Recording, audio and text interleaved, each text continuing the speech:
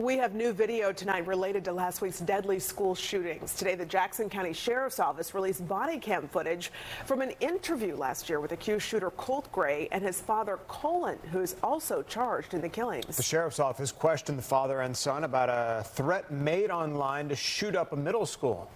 Fox 5 I-Team reporter Johnny Edwards said that the sheriff now expresses regret that area schools apparently didn't get the message to monitor this troubled teenager.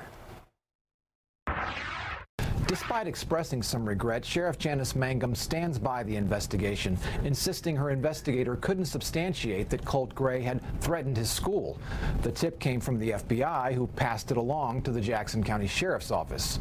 In this video, you'll see Colt Gray with a shorter haircut than the one in his arrest mugshot, shuffling on his feet as he answers questions from an investigator. Like I told him, I would promise I would never say something. So you haven't used Discord in a few months? Oh, no. And you're saying you didn't say anything like that? No. When they got a visit from the sheriff's office, Colt and his father lived in Jefferson in Jackson County. Colt had just finished 7th grade at Jefferson Middle School. An investigator talked to Colin Gray about his son's troubles with being picked on at school and how his son had access to rifles, but apparently not the ammunition. Yes, it is. Do you have weapons in the house? I do. Are they accessible to him? They are. I mean, there's nothing loaded, but they are down. We do a lot of shooting. We do a lot of deer hunting. He shot his first deer this year. Colt Gray denied making any threats and said he deleted his gaming app account after being hacked. Legal experts tell us that police interview is sure to come into play in the prosecution of Colin Gray.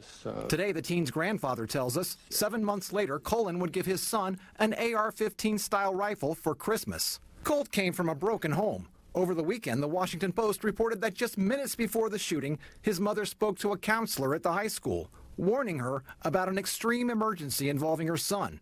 A school official apparently checked on the wrong student. But that 2023 Sheriff's Office interview also a missed opportunity. Former Jackson County Sheriff's Captain Dale Dillow later sent an email to the FBI saying, "We have made area schools aware and will monitor this subject." But now the sheriff says neither she nor the schools have any documentation this ever got done. I still don't know if he made a phone call.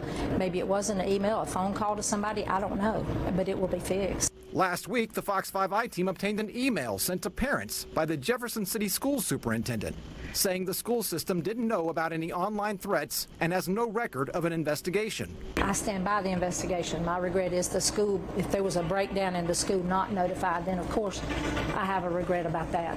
And I don't know what to say about it, but as far as the investigation at the time, there was nothing to substantiate the charges at that time.